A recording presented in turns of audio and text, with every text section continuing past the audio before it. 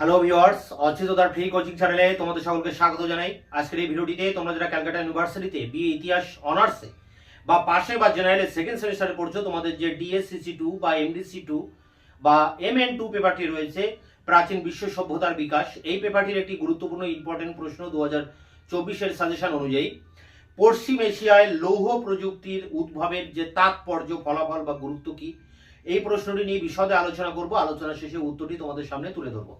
তোমাদের এই পেপারটির একাধিক প্রশ্নের উত্তর আমি ইতিমধ্যে আমার চ্যানেলে আপলোড করে দিয়েছি, তার লিঙ্ক দেওয়া থাকবে ভিডিও ডেসক্রিপশন বক্সে, তোমরা ভিডিওগুলি অবশ্যই দেখে নিও। এছাড়া সাজেশনের যেসব প্রশ্নের উত্তর আমি এখনো দিতে পারিনি, তা আগামী কিছুদিনের মধ্যেই আমি তার লেকচার ক্লাস সহ তার উত্তরগুলি আমি তোমাদের সামনে এনে হাজির করবো। তাই তোমরা অবশ্যই চ্যানেলকে সাবস্ক্রাইব করে রাখবে, বন্ধুদের কাছে শেয়ার করবে, নিজেদের মতামত কমেন্ট সেকশনে কমেন্ট করে জানাবে এবং ভিডিওটি ভালো লাগলে অবশ্যই একটা লাইক দেবে।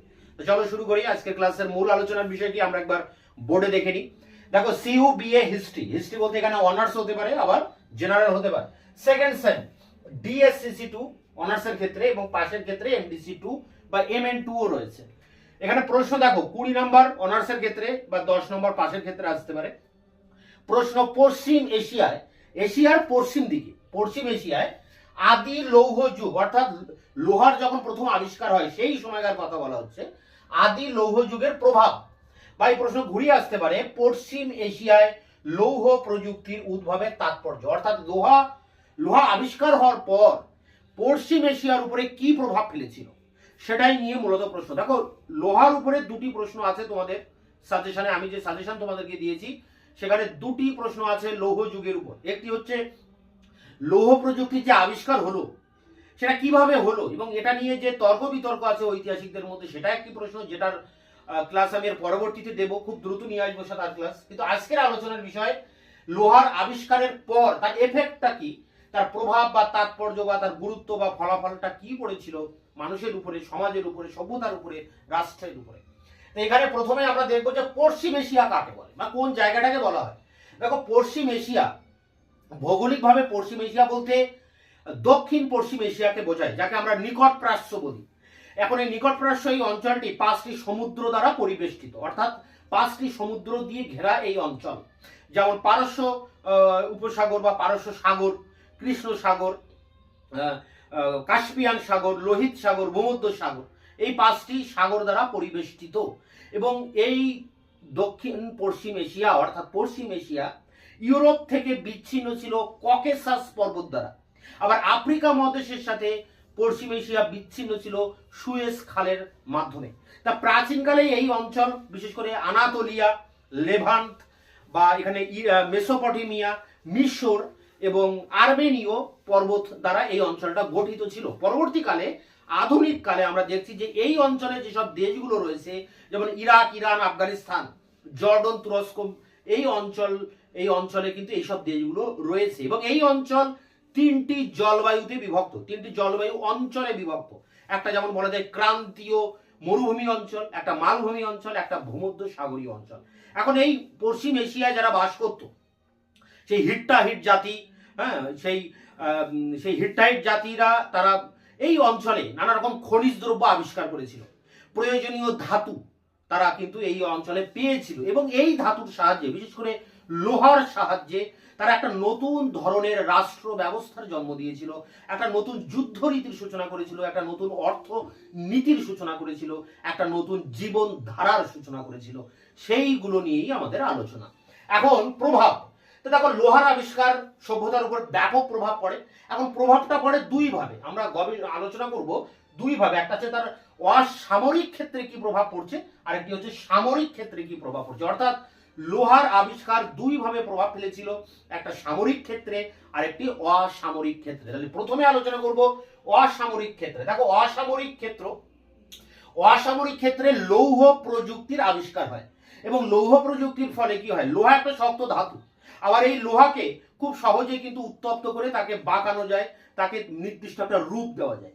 এবং এই রূপ দেওয়ার ফলে নানা রকম অস্ত্রপাতি তৈরি হয়, নানা রকম যন্ত্রপাতি তৈরি হয়, কোদাল, নিড়ানি, কুঠার, বর্ষা, করাত, এরকম ইত্যাদি যন্ত্রপাতি তৈরি হয়। এবং যেগুলোর সাহায্যে নতুন নতুন অঞ্চলে কৃষিকে সম্প্রসারণ করা গিয়েছিল, বন জঙ্গল কেটে নতুন নতুন ভাবে কৃষিকে বাড়ানো গিয়েছিল। এবং খুব মানে গভীর ফলাযুক্ত লাঙল তৈরি করা যায়, যে লাঙলের সাহায্যে মাটিকে খুব ভালোভাবে মানে খোঁড়া যায় এবং তার ফলে কি হয় যে ভালো ফসল কিন্তু উৎপাদিত হয়। এই সময় মানে লোহার যন্ত্রপাতি ব্যবহার করে কৃষি কাজে একটা ব্যাপক পরিবর্তন আসে, বলা যায় কৃষি ক্ষেত্রে বিপ্লব ঘটে যায়, একটা রিভলিউশন ঘটে এই লোহার যন্ত্রপাতির আবিষ্কারের ফলে।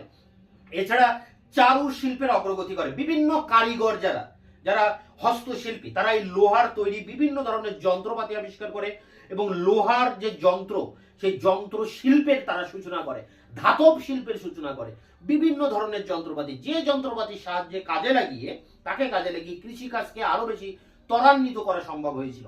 তাহলে লৌহ প্রযুক্তি দুইভাবে এফেক্ট ফেলছে, অসামরিক ক্ষেত্রে একটা কৃষি ক্ষেত্রে ব্যাপক অগ্রগতি আনছে, আর একটি আছে চারু শিল্পের ক্ষেত্রে। এছাড়া এই লোহা যেহেতু খুব শক্ত ধাতু, তাই লোহা দিয়ে পাথুরে অঞ্চল অর্থাৎ পাহাড়ি অঞ্চলে কিন্তু পাথর খুঁড়ে এই জায়গায় খাল খনন করা গিয়েছিল এবং খাল খননের ফলে জমিতে যে জলসেচ ব্যবস্থা সেই জলসেচ ব্যবস্থার অগ্রগতি ঘটে। দেখো আগে ছিল প্রাসাদ ভিত্তিক রাষ্ট্র ব্যবস্থা এবং এই প্রাসাদ ভিত্তিক রাষ্ট্র ব্যবস্থার পতন ঘটছে লৌহ যুগের ভিতর দিয়ে, কারণ যারা ছোট উৎপাদক তারা রাষ্ট্রের মুখাপেক্ষী হয়ে থাকছে না, তারা তাদের নিজেদের উদ্যোগে তারা জলসেচ ব্যবস্থার সম্প্রসারণ ঘটাচ্ছে এবং কৃষিকাজে সম্প্রসারণ ঘটাচ্ছে।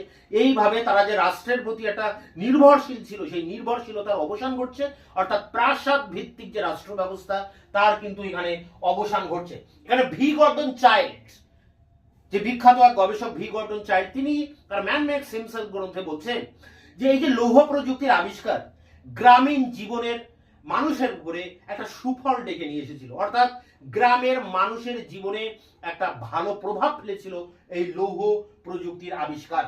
এবং এখানে সস্তায় একেবারে অল্প দামে যে ধাতব যন্ত্রপাতি আবিষ্কার হয় এবং এখানে কলিন্স, বিখ্যাত ঐতিহাসিক কলিন্স, তার একটা গ্রন্থ আছে দ্য ইউরোপিয়ান আয়রন এজ, এই গ্রন্থে তিনি বলছেন যে ইউরোপে যে কৃষি কাজের অগ্রগতি হয়েছিল, যে কারিগরি শিল্পের অগ্রগতি হয়েছিল, তার মূলে ছিল কিন্তু এই লৌহ প্রযুক্তির আবিষ্কার। এছাড়া দেখো লোহার আবিষ্কারের পর চাকা অনেক আবিষ্কার হয়েছে, অনেক আগে আবিষ্কার হয়েছে, কিন্তু চাকাতে লোহার দণ্ড লাগিয়ে চাকাকে ঘোরানো এটা সুবিধা হয়েছে লোহা আবিষ্কারের পর। ফলে চাকার যে গতি সেটা অনেক বেড়ে গেছে, অর্থাৎ দ্রুত গতির চাকা আবিষ্কার করা গেছে। এর ফলে পরিবহন ব্যবস্থায় একটা বিপ্লব ঘটে, পরিবহনের যে ব্যয় সেই ব্যয়টা অনেকটা কমে যায়, ফলে ব্যবসা বাণিজ্যের সুযোগটা অনেক বেড়ে যায়, পণ্য আদান প্রদানের ক্ষেত্রেও একটা সুযোগ তৈরি হয় এবং অনেক অল্প খরচে পণ্য সরবরাহ করা, পণ্যকে ট্রান্সফার করা, এটা কিন্তু অনেকটা কিন্তু সুযোগ হয়। এছাড়া দেখো যে ইজিয়ান, পশ্চিম এশিয়ার Aegean, Anatolia, Syria, Palestine, Cyprus, এই সব অঞ্চলে একটা নতুন ধরনের আর্থ সামাজিক জীবনের বা একটা নতুন ধরনের আর্থ সামাজিক সিস্টেম, একটা পদ্ধতির আবিষ্কার বা পদ্ধতির জন্ম দিচ্ছে। এই সময় প্রাসাদ ভিত্তিক রাষ্ট্র ব্যবস্থার অবসান ঘটছে এবং যারা কারিগর, যারা লিপিকর, তাদের আধিপত্যের দিন কিন্তু শেষ হয়ে যাচ্ছে, কারণ এই যে লৌহ প্রযুক্তি, এই লৌহ প্রযুক্তি সারা বিশ্বে ছড়িয়ে পড়ছে। বহু মানুষ তারা এইসব লোহাকে কাজে লাগিয়ে তারা যন্ত্রপাতি আবিষ্কার করছে। ফলে আগে কারিগরি বিদ্যা একটা কিছু নির্দিষ্ট মানুষের মধ্যে সীমাবদ্ধ ছিল, কিন্তু এখন সেই কারিগরি বিদ্যা সারা বিশ্বব্যাপী ছড়িয়ে পড়ছে। ফলে প্রাসাদ ভিত্তিক রাষ্ট্র ব্যবস্থায় যে কারিগরি বিদ্যা কিছু শ্রেণীর মানুষের হাতে সীমাবদ্ধ ছিল সেই জিনিসটা থাকছে না, অর্থাৎ কারিগরদের যে একাধিপত্য ছিল সেই একাধিপত্যের অবসান ঘটছে। এছাড়া যে লিপিকার, যারা বিভিন্ন লিপি খোদাই করতেন, সেই লিপিকারদেরও কিন্তু তারা যে একাধিপত্য সেই একাধিপত্য আর থাকছে না, কারণ লেখার ব্যাপারটা সারা বিশ্বব্যাপী ছড়িয়ে পড়ছে।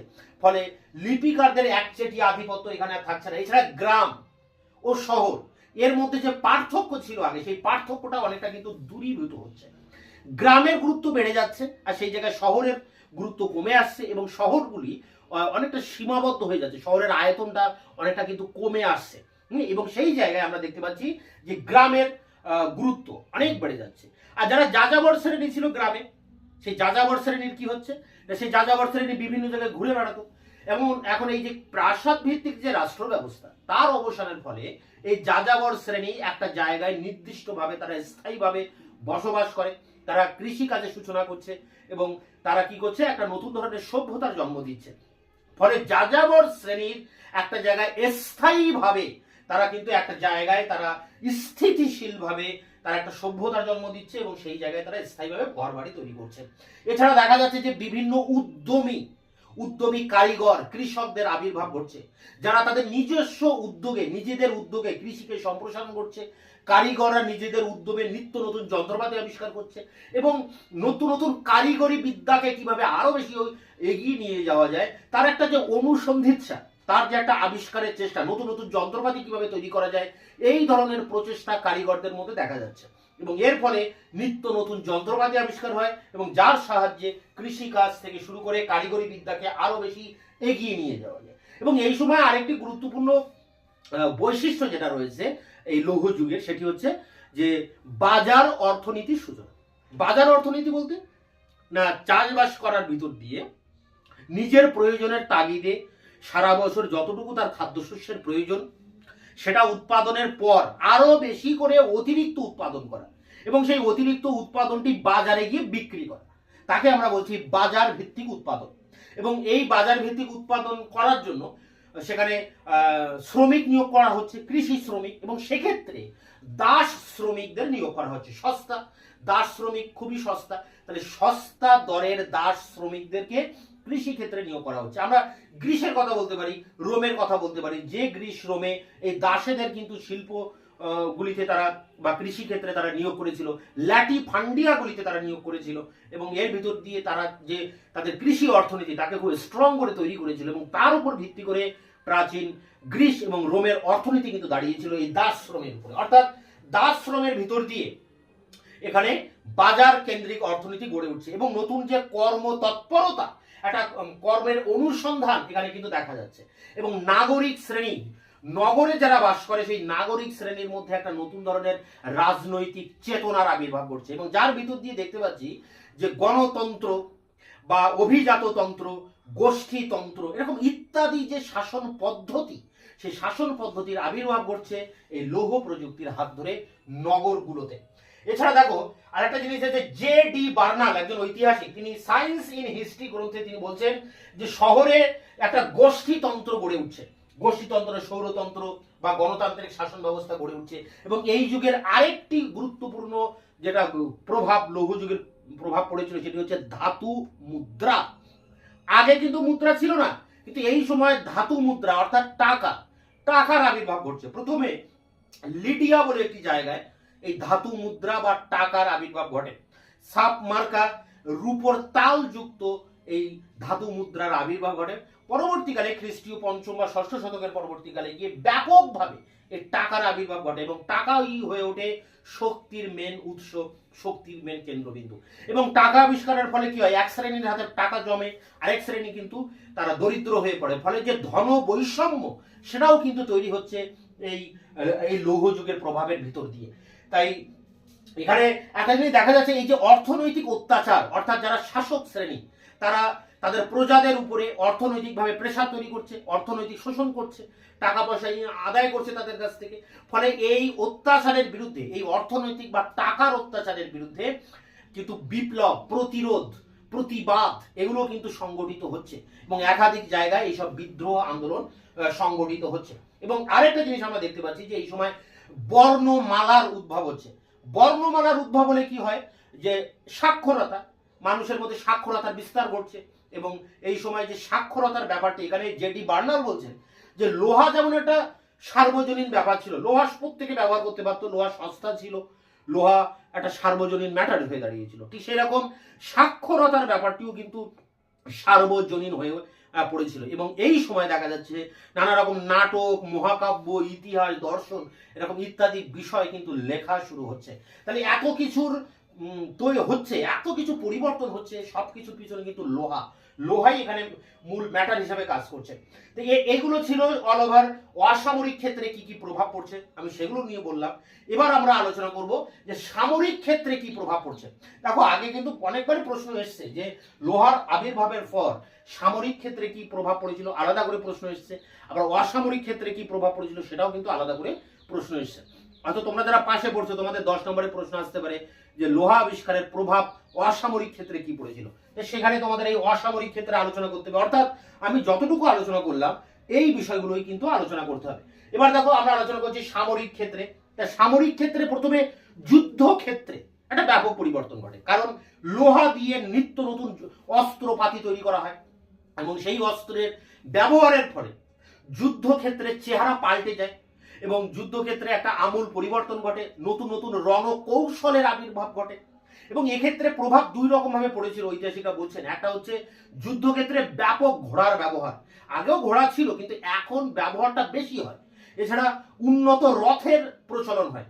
আগেও রথ ছিল কিন্তু রথ ছিল ভারী, তার চাকা ছিল ভারী, খুব স্রোত গতি ছিল, রথের গতি বেশি ছিল না। কিন্তু এখন লোহার দণ্ড লাগানো রথ তৈরি করার ফলে সেই রথের গতি অনেক বেড়ে যায় এবং সেই গতি সম্পন্ন রথে যখন ঘোড়া লাগানো হয় তখন সেই রথ কিন্তু খুব দ্রুত গতি সম্পন্ন হয় এবং সেই রথে চড়ে যারা অশ্বারোহী তারা শত্রু পক্ষের যে পদাতিক বাহিনীর উপরে আকস্মিকভাবে তারা আঘাত আনত এবং তাদেরকে বিধ্বস্ত করে দিত।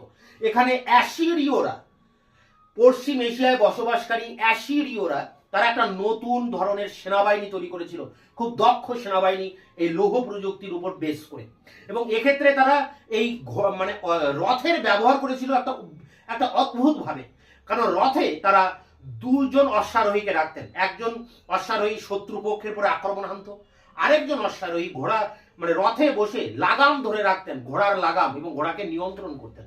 হ্যাঁ, এই পদ্ধতিতে একটা নতুন ধরনের যুদ্ধ কৌশল এই অ্যাসিরীয়রা আবিষ্কার করে এবং এই পদ্ধতিতে দেখা যায় যে প্রচুর পরিমাণে সেনার প্রয়োজন হয়। হ্যাঁ, সেনা মানে সৈন্যের প্রয়োজন হয় এবং সেই প্রয়োজন মেটাতে গিয়ে অ্যাসিরীয় শাসকরা সামরিক বাহিনীতে যোগদানকে বাধ্যতামূলক করেন, যে প্রত্যেককে যোগদান করতে হবে সামরিক বাহিনীতে। এইভাবে তারা কিন্তু সামরিক একটা বাহিনী, একটা শক্তিশালী বাহিনী তৈরি করেছিল। তাহলে লৌহ প্রযুক্তির আবিষ্কার সামরিক ক্ষেত্রে কিন্তু একটা ব্যাপক প্রভাব ফেলেছিল। এছাড়া আমরা দেখতে পাচ্ছি যে হিট্টাহিট এবং মিট্টানি গোষ্ঠী, এই হিট্টাহিট তারা মিট্টানি গোষ্ঠী, এরা এই নতুন যে সামরিক বাহিনী তৈরি করেছিল এই সামরিক বাহিনীর ভিতরে পেশাদারিত্বকে গুরুত্ব দেওয়া হয়েছিল। অর্থাৎ পেশাদার যে সামরিক বাহিনী বা সৈন্য তাকে খুব গুরুত্ব দেওয়া হতো এবং যার ভিতর দিয়ে সামরিক অভিজাততন্ত্র অর্থাৎ মিলিটারি অ্যারিস্টোক্রাসি, সামরিক অভিজাত গোষ্ঠী আত্মপ্রকাশ করে এইসব রাষ্ট্র ব্যবস্থার ভিতর দিয়ে। এবং নতুন নতুন যেসব প্রযুক্তি, সামরিক প্রযুক্তির আবির্ভাব হয় এবং অ্যাসিরীয়রা একটা দেখা যাচ্ছে যে এই সময় একটা নতুন ধরনের যুদ্ধ কৌশল তার আমদানি করছে তাদের এই যুদ্ধক্ষেত্রে। তাহলে কি দেখালো যে সামরিক ক্ষেত্রে কিন্তু ব্যাপক একটা প্রভাব পড়ছে, এই লোহার প্রভাব পড়ছে বা লৌহ প্রযুক্তির একটা ব্যাপক প্রভাব পড়ছে। এরপরে যে বিষয়টা আমরা দেখবো যে সামরিক ক্ষেত্রে, সেটি হচ্ছে জাহাজ নির্মাণ। দেখো, জাহাজ নির্মাণ সামরিক বেসামরিক দুই ক্ষেত্রেই প্রভাব ফেলেছিল।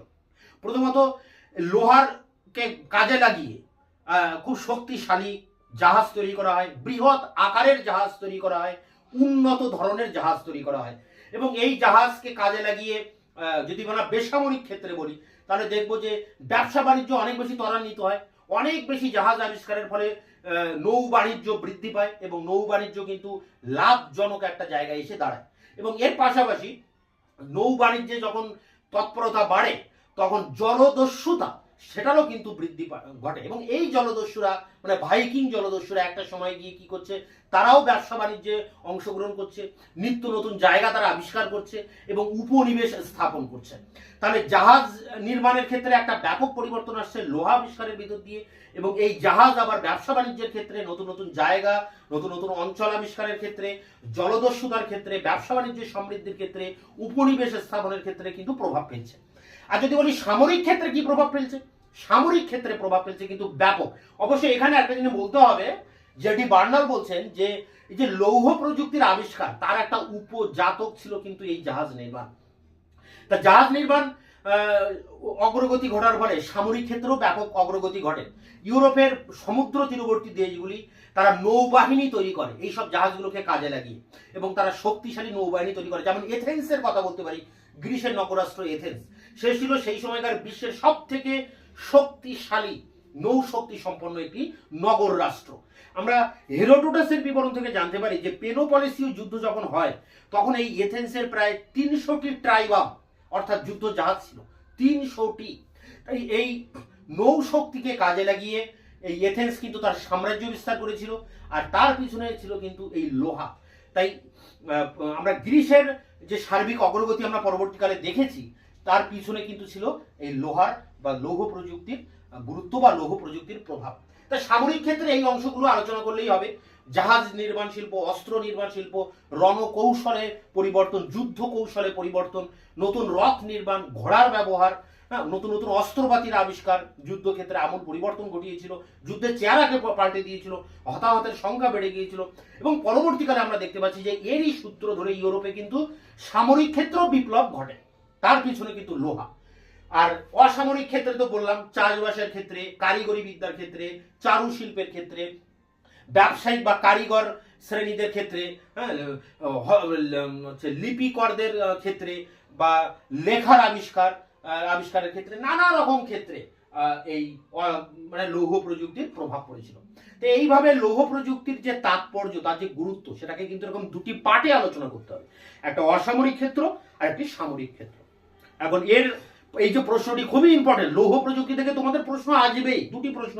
একটা লৌহ প্রযুক্তির আবিষ্কারের যে বিতর্ক, সেটা নিয়ে একটা প্রশ্ন, যেটা আমি পরবর্তীতে ভিডিও ক্লাস দেব। আর এখন যেটি বললাম সেটি হচ্ছে লৌহ প্রযুক্তির প্রভাব, গুরুত্ব বা তাৎপর্যটা কি, এবং সেক্ষেত্রে সামরিক তাৎপর্য এবং অসামরিক তাৎপর্য। এখন এইভাবে ধাপে ধাপে বিষয়গুলোকে কিন্তু পরপর আলোচনা করতে হবে। তাই এর যে উত্তর 20 নম্বরের উত্তর এবং পাশাপাশি 10 নম্বরের উত্তর, 10 নম্বর বলতে এর ভিতরে অসামরিক পার্টটি কিন্তু পাশের জন্য 10-এ আসতে পারে, আবার অল ওভার একসাথে কিন্তু পাশের 20 নম্বরও আসতে পারে, আর অনার্সে তো 20 নম্বরের জন্যই প্রশ্ন। তাই এর যে উত্তর, সেই উত্তর পত্রটি নিয়ে আমি এবার অন স্ক্রিনে তোমাদের সামনে এর উত্তর নিয়ে আলোচনা করব। বিএ হিস্ট্রি অনার্স বা জেনারেল সেকেন্ড সেম ডিএসসিসি2 এমডিসি2 বা এমএন2, প্রশ্ন হচ্ছে পশ্চিম এশিয়ায় আদি লৌহ যুগের প্রভাব আলোচনা করো। অথবা প্রশ্ন ঘুরে আসতে পারে পশ্চিম এশিয়ায় লৌহ প্রযুক্তির উদ্ভবের তাৎপর্য ও প্রভাব লেখো। এখানে মার্কস 20 বা 10।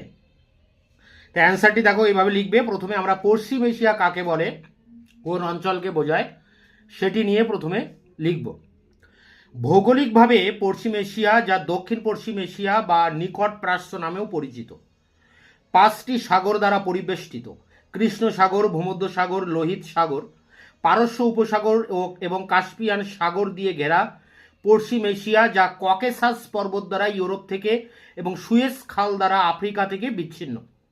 প্রাচীন যুগের একটি ভৌগোলিক একক হিসেবে আনাতোলিয়া, লেভান্ত, মেসোপটেমিয়া, ইরান, আর্মেনীয় পর্বত মালা নিয়ে ছিল পশ্চিম এশিয়া। আধুনিক পশ্চিম এশিয়ার মধ্যে পড়ে ইরান, ইরাক, লেবানন, জর্ডন, তুরস্ক, কুয়েত, আফগানিস্তান। পশ্চিম এশিয়াকে 3টি পৃথক অঞ্চলে ভাগ করা যায়: ক্রান্তীয় মরু অঞ্চল, মালভূমি ও ভূমধ্য সাগরীয় অঞ্চল। প্রাচীন যুগে নদী উপত্যকায় যেমন কৃষির বিকাশ ঘটেছিল, সেই রকম পার্বত্য অঞ্চল থেকে পাওয়া যেত প্রয়োজনীয় খনিজ, ধাতু ও পাথর। লৌহ প্রযুক্তির সাহায্যে এই জনগোষ্ঠী নতুন রাষ্ট্র ব্যবস্থা, যুদ্ধরীতি, অর্থনীতি ও জীবন দর্শনের জন্ম দিয়েছিল। প্যারা করে দেখো, লোহার আবিষ্কার ও লৌহ প্রযুক্তির বিকাশের তাৎপর্য মানব জীবনে অসামরিক ও সামরিক দুটি ক্ষেত্রেই অনুভূত হয়েছিল। প্রথমে আমরা অসামরিক ক্ষেত্রে লোহার আগমনের প্রভাব ও পরিণতি নিয়ে আলোচনা করব। লৌহ প্রযুক্তির বিকাশকে কেন্দ্র করে কৃষি ও চারুশিল্পের জন্য প্রয়োজনীয় বিভিন্ন রকমের যন্ত্রপাতি তৈরির কাজ শুরু হয়েছিল। এই সমস্ত যন্ত্রপাতির মধ্যে উল্লেখযোগ্য ছিল গাইতি, কুঠার, ছেনি, করাত প্রভৃতি। যেহেতু লোহা ছিল একটি শক্ত ধাতু এবং লৌহ নির্মিত বস্তুকে নানা রূপ দেওয়া যেত, সেহেতু লৌহ প্রযুক্তির অগ্রগতি যন্ত্র নির্মাণের ক্ষেত্রে বৈচিত্র্য এনেছিল। এই বৈচিত্র্য কৃষি ও চারুশিল্পের বিকাশে উল্লেখযোগ্য অবদান রেখেছিল। কৃষিতে লৌহ নির্মিত যন্ত্রপাতি ব্যবহারের ফলে কৃষি উৎপাদনের দ্রুত বৃদ্ধি ঘটে। লৌহ নির্মিত লাঙলের ফলা ও নিড়ানির ব্যবহারের ফলে কৃষি উৎপাদনের দ্রুত বৃদ্ধি ঘটে। লৌহ নির্মিত লাঙলের উৎপাদন বাড়াতে সাহায্য করেছিল। লৌহ নির্মিত লাঙলের ফলা ও নিড়ানির ব্যবহারের ফলে হল রেখা গভীর করা সম্ভব হয়েছিল, যা কৃষিজ উৎপাদন বাড়াতে সাহায্য করেছিল। ব্রোঞ্জের তুলনায় ধাতু হিসেবে লোহা ছিল অনেক বেশি শক্ত, ফলে লৌহ নির্মিত যন্ত্রপাতি প্রয়োগ করে পার্বত্য অঞ্চলের ভেতর দিয়েও খাল কাটা সম্ভব হয়েছিল। এই জলাধার ছিল কৃষি সম্প্রসারণের সহায়ক। প্যারা করে দেখো, ভি গর্ডন চাইল্ড কৃষির উপর লোহা আবিষ্কারের প্রভাব আলোচনা প্রসঙ্গে বলেছেন, লোহা গ্রামীণ মানুষের কাছে সভ্যতার সুফল বহন করে নিয়ে এসেছিল। ছোট উৎপাদকরা রাষ্ট্রের মুখাপেক্ষী হয়ে বসে না থেকে সস্তা লোহার যন্ত্রের সাহায্যে নিজেরাই জমিতে সেচের বন্দোবস্ত করেছিল, নিজেরাই লৌহ হাতিয়ার কাজে লাগিয়ে খাল খনন করে এবং জঙ্গল সাফ করে কৃষি সম্প্রসারণ করেছিল। তাছাড়া লোহার আবিষ্কারের ফলে নতুন নতুন যন্ত্রপাতির আবিষ্কার কারিগরদের কাজের পদ্ধতিতে বিস্তর উন্নতি ঘটিয়েছিল। সুতরাং কেবল কৃষির উপর নয়, চারুশিল্পের উপরও লোহার প্রভাব ছিল তাৎপর্যপূর্ণ। গর্ডন চাইল্ড মন্তব্য করেছেন, সাধারণ কারিগররা ধাতব হাতিয়ারের প্রয়োজনীয় উপকরণের মালিকানা পেয়েছিল এবং রাজা, দেবতা ও অভিজাতদের পরিবারের উপর তারা আর নির্ভরশীল রইল না। লোহার ক্রমবর্ধমান ব্যবহারের পরিপ্রেক্ষিতে চাকা আগের চেয়ে অনেক বেশি হালকা ও দ্রুত হয় এবং তা পরিবহন ব্যয় অনেকটা হ্রাস করেছিল। ফলে কারিগরি শিল্পজাত পণ্যের বন্টন ও যোগান অনেকটাই সহজ হয়েছিল। তাছাড়া লৌহ ধাতু বিদ্যার অগ্রগতিকে কেন্দ্র করে সস্তা ধাতব যন্ত্রের আবির্ভাব ঘটেছিল। লোহা আবিষ্কারের পরিণতি হিসাবে পশ্চিম এশিয়া ও ইউরোপের বিস্তীর্ণ অঞ্চলের কারিগরি শিল্প, কৃষি ও বাণিজ্যে শ্রম বিভাজনের অস্তিত্ব ও দক্ষতা বৃদ্ধি করা গিয়েছিল। জন কলিন্স তার the European age, iron age 1997 গ্রন্থে দেখিয়েছেন, রোম সাম্রাজ্য গড়ে ওঠার আগের শতাব্দীগুলিতে ইউরোপে দ্রুত জনসংখ্যা বৃদ্ধি ও বাণিজ্যিক সম্প্রসারণ লক্ষ্য করা গিয়েছিল। জন কলিন্স লিখেছেন, ইউরোপীয় কৃষি ও কারিগরি শিল্পের অগ্রগতির পিছনে লৌহ প্রযুক্তির সাফল্যের উল্লেখযোগ্য অবদান ছিল। প্যারা করে দেখো, লোহার ব্যবহার বৃদ্ধি পাওয়ার ফলে Aegean, Anatolia, Syria, Palestine, Cyprus প্রভৃতি অঞ্চলে এক নতুন ধরনের আর্থ-সামাজিক অবস্থার উত্থান ঘটেছিল। লোহার আবিষ্কার প্রাসাদ ভিত্তিক রাষ্ট্র ব্যবস্থার অবসান ঘটায়। প্রাসাদ নির্ভর রাজ্যগুলির পতনের ফলে বিশেষজ্ঞ কারিগর ও লিপিকরদের একাধিপত্যের দিন শেষ হয়ে যায়। লৌহ ধাতুবিদ্যা ও লেখার চল বিস্তীর্ণ অঞ্চলে ছড়িয়ে পড়ে। তাছাড়া লোহার আগমন শহর ও গ্রামের মধ্যে পার্থক্য দূর করেছিল বলেও অনেকের মত দিয়েছেন। লৌহ যুগে শহরগুলি আয়তনে ছোট হয়েছিল এবং গ্রামগুলি হয়েছিল অনেক বেশি সুরক্ষিত। তাছাড়া নতুন লৌহ প্রযুক্তির উদ্ভাবন পশুপালক যাযাবর গোষ্ঠীর স্থিতিশীলতা নিয়ে আসে। প্রাসাদ ভিত্তিক রাষ্ট্র ব্যবস্থার অবসানের ফলে ভ্রাম্যমান যাযাবররা গ্রামীণ গোষ্ঠী গড়ে তোলে এবং পূর্বতন যুগের রাজ কর্মচারীদের দাপট ও কর্তৃত্ব থেকে নিজেদেরকে মুক্ত করে। বণিক ও কারিগররা প্রাসাদ নির্ভরতা কাটিয়ে উঠে স্বাধীন উদ্যমী হিসেবে আত্মপ্রকাশ করতে শুরু করে।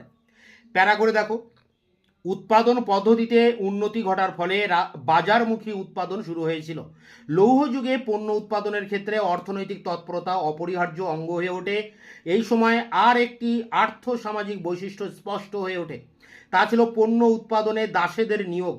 প্রথমে কৃষিতে, খনিতে এবং তারপরে কারিগরি শিল্পে দাসদের নিয়োগ করা হয়।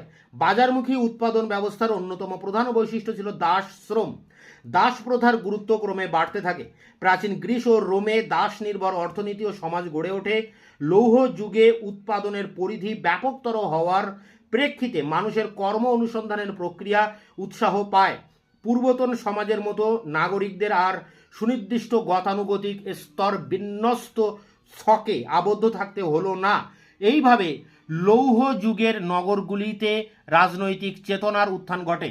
জে ডি বার্নাল তার সায়েন্স ইন হিস্টোরি গ্রন্থে লিখেছেন, শহরের বিভিন্ন শ্রেণীর রাজনৈতিক সন্ত্রাসের মধ্য থেকে একে একে গোষ্ঠীতন্ত্র, অলিগার্সি, স্বৈরতন্ত্র, টায়ারনি এবং গণতন্ত্র, ডেমোক্রাসি প্রভৃতি শাসন পদ্ধতির উত্থান ঘটে। প্যারা করে দেখো, এটি অসামরিক ক্ষেত্রের শেষ প্যারা। সভ্যতা ও সংস্কৃতির বিকাশে লৌহ যুগের এক অসামান্য অবদান ধাতু মুদ্রা বা টাকার উদ্ভাবন। প্রথম লিডিয়াতে ছাপ মারা রূপর তাল রূপে এবং তারপরে খ্রিস্টপূর্ব 7ম শতকের পর মুদ্রা রূপে টাকার প্রচলন হয়। লৌহ যুগে টাকাই হয়ে ওঠে যাবতীয় পণ্যের মূল্যের মাপকাঠি। যাবতীয় সামাজিক সম্পর্ক কেনা বেচার সম্পর্কে পরিণত হয়। টাকা হয়ে ওঠে সমস্ত ক্ষমতার উৎস। টাকার মালিক ধনীদের হাতে ক্ষমতা কেন্দ্রীভূত হয়। ধনী ও দরিদ্রের মধ্যে বৈষম্য ক্রমশ বৃদ্ধি পায়। লৌহ যুগের প্রারম্ভিক পর্ব থেকে টাকার অত্যাচারী শক্তি যেমন বৃদ্ধি পায়, তেমনি সংস্কার বা বিপ্লবের মাধ্যমে অর্থের অত্যাচারের বিরুদ্ধে প্রতিবাদ ও প্রতিরোধ সংগঠিত হয়। লৌহ যুগে নতুন ধরনের সহজ বর্ণমালার জন্ম হয়েছিল, ফলে সহজ সাক্ষরতা অর্জন সম্ভব হয়েছিল। বার্নার্ড লিখেছেন, সাক্ষরতা জিনিসটা ঠিক লোহারই মতো সর্বজনীন হয়ে ওঠে। বাণিজ্যিক সম্প্রসারণের সঙ্গে সঙ্গতি রেখে ব্যবসা বাণিজ্যের সময় বিভিন্ন ভাষাভাষী মানুষকে যখন এই বিষয়ে বার্তা বিনিময় করতে হলো, তখনই বর্ণমালার উদ্ভব হয়। এখন থেকে মহাকাব্য, নাটক, ইতিহাস ও দর্শন লেখা হতে থাকে। তো এই পর্যন্ত অসামরিক ক্ষেত্রে কি প্রভাব পড়েছিল লৌহ প্রযুক্তির উদ্ভবের পর, তার উত্তরটি আলোচনা করলাম। দেখো 10 নম্বরের কিন্তু এই পর্যন্ত পাশেদের ক্ষেত্রে আসতে পারে, কিন্তু এরপরে 20 নম্বরের অ্যান্সার করলে সামরিক ক্ষেত্রটাও কিন্তু আলোচনা করতে হবে।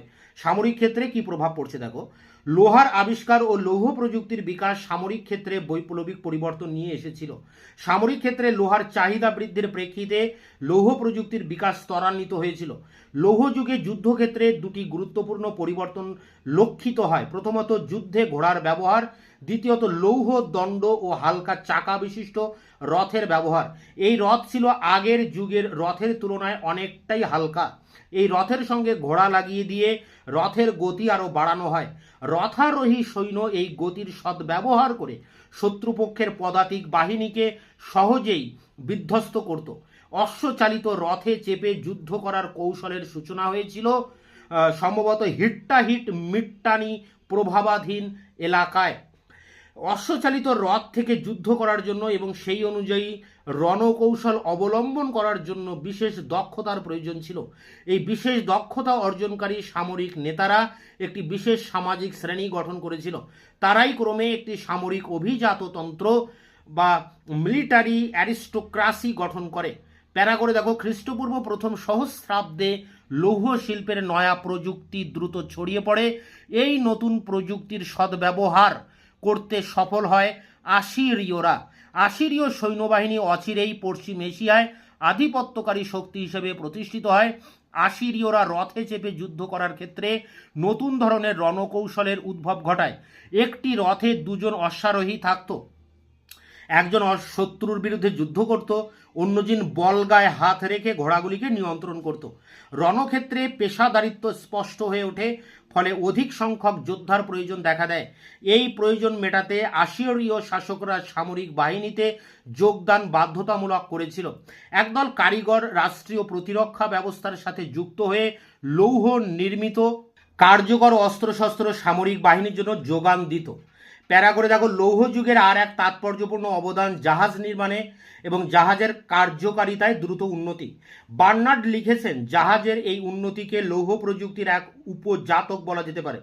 জাহাজ নির্মাণের অগ্রগতি অসামরিক ও সামরিক উভয় ক্ষেত্রেই তার প্রভাব রেখেছিল। লোহার তৈরি নির্মাণ যন্ত্রের উপর নিয়ন্ত্রণ ও দক্ষতা সুপ্রতিষ্ঠিত হবার ফলে জাহাজ নির্মাণ আগের তুলনায় অনেক সহজ হয়ে ওঠে। ফলে উন্নততর ও বৃহৎ আয়তন জাহাজ অনেক বেশি সংখ্যায় তৈরি হতে থাকে। লৌহ যুগে জাহাজ নির্মাণ শিল্পের বিকাশ লাভের ফলে বিভিন্ন জলপথে জলদস্যু বৃত্তি মাথাচাড়া দেয়। জলদস্যু বৃত্তির বাড়বাড়ন্ত বাণিজ্যিক অগ্রগতিকে ব্যাহত করেছিল, কিন্তু অন্যদিকে বেশি করে জাহাজের নির্মাণ সামুদ্রিক বাণিজ্যের অগ্রগতি সূচিত করেছিল। সামুদ্রিক বাণিজ্য ক্রমশ লাভজনক হয়ে ওঠে। জলদস্যুরা ক্রমশ বাণিজ্য, নতুন এলাকায় অভিযান ও উপনিবেশ স্থাপনের প্রতি উৎসাহী হয়ে ওঠে। লৌহ যুগে বাণিজ্য নতুন নতুন এলাকা অনুসন্ধান করে শত শত নগরে ছড়িয়ে পড়েছিল।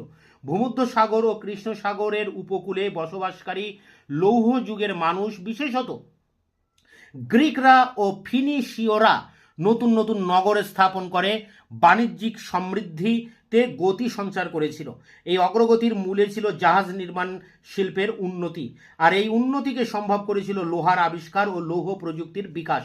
এরপরে দেখো শেষ প্যারা, যেখানে জাহাজকে কেন্দ্র করে নৌবাহিনী গড়ে উঠছে বিভিন্ন দেশে, সেগুলি নিয়ে শেষ প্যারাতে আমরা আলোচনা করব।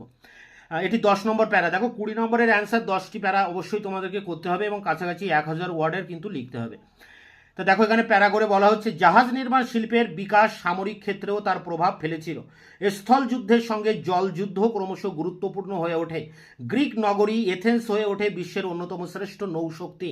গ্রিক ঐতিহাসিক থুকিডিডিসের বিবরণ থেকে জানা যায়, পেলোপনেসীয় যুদ্ধের সময় এথেন্সের নিজস্ব 300টি ট্রাইরিম বা যুদ্ধ জাহাজ ছিল। লৌহ প্রযুক্তির বিকাশ ছাড়া নৌবহরের লক্ষণীয় অগ্রগতি সম্ভব ছিল না। প্রাচীন গ্রিক সভ্যতা গড়ে ওঠার পেছনে লোহার অবদান অনস্বীকার্য। মেসোপটেমিয়া ও মিশর লৌহ প্রযুক্তির অগ্রগতি ছিল স্লথ মানে মন্থর বা ধীর গতি। প্রায় সমগ্র পশ্চিম এশিয়াতেই ব্রোঞ্জ ও লোহার সহাবস্থান লক্ষিত হয়েছিল। কিন্তু নব্য লৌহ প্রযুক্তির অগ্রগতি 800 খ্রিস্টপূর্বাব্দের পরবর্তীকালে প্রাচীন গ্রিসের উৎপাদিকা শক্তির বিকাশে নিঃসন্দেহে একটি উল্লেখযোগ্য ভূমিকা নিয়েছিল। তো এই ছিল পশ্চিম এশিয়ায় আদি লৌহযুগের প্রভাব বা পশ্চিম এশিয়ায় লৌহ প্রযুক্তির উদ্ভবের যে তার তাৎপর্য, অর্থাৎ সামরিক এবং অসামরিক ক্ষেত্রে কি প্রভাব ফেলেছিল তার উপরে 20 নাম্বার বা 10 নম্বরের যে কোশ্চেন অ্যান্সার তোমাদের সামনে আলোচনা করলাম। তোমরা এটি সংগ্রহ করে পরীক্ষার জন্য প্রস্তুতি নাও। তোমাদের এই পেপারটির অন্যান্য প্রশ্নের উত্তর নিয়ে আবার খুব দ্রুত তোমাদের সামনে এসে হাজির হচ্ছি। ততক্ষণে তোমরা চ্যানেলকে সাবস্ক্রাইব করে রাখবে, নিজেদের মতামত জানাবে কমেন্ট সেকশনে কমেন্ট করে, এবং বন্ধুদের কাছে ভিডিওটি শেয়ার করবে, এবং ভিডিওটি ভালো লাগলে অবশ্যই একটা